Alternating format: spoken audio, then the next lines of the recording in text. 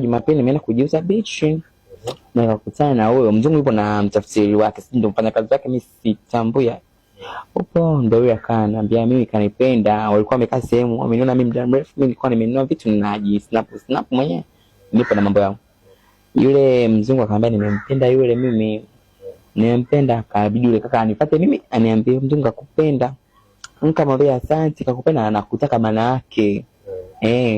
Sasa yule ndo nikamueleza mimi nataka bei gani. Tukawa tumelala yenye maelezo yetu hela ninayoitaka. Tukawa tumeenda hotelini, tukatoka pale maki ilikuwa mida saa 12 kule beach, unajua watu haruhusi kuogelea. Baada ya kutoka pale mimi nikaenda na huyo mzungu hotelini, mfanya kazi wake kaondoka na bodaboda. Ka request kaondoka. Akamnacha mimi na yule mzungu. Mzungu nimemchetua, baada ya kumchetua maki tukawa nimelewa sana. Kulewa nikaa nimeumibia yule mzungu. Umwibia hela? Kiasi gani? Sijui milioni ngapi, sikumbuki. Mambo ya zamani sana. Hivi unajua una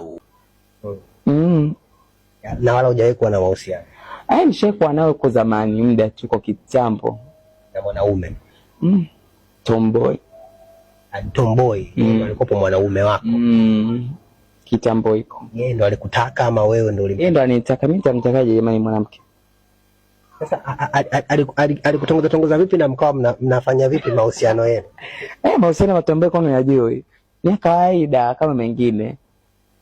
Yaani wewe ndo unakuwa mke, yeye anakuwa mume. Kwani wewe ndio unielewa? Mbona alishangaa hilo? Sasa ilikuwa kuaje? Yaani mkopo na mahusiano nayo yamedumu kwa muda gani? Hata miezi 6 haijafika.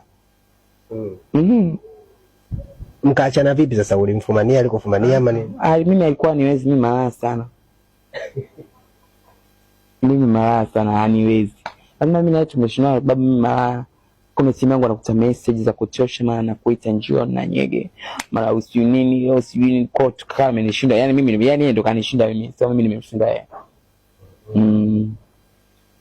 Na mlikuwa mnakutanaje? Unajua unapokuwa mke na mume kuna namna ambavyo mnakutana kimwili. Mnakutanaje kati yeye ni mwanamke wewe ni mwanaume? Anabandia.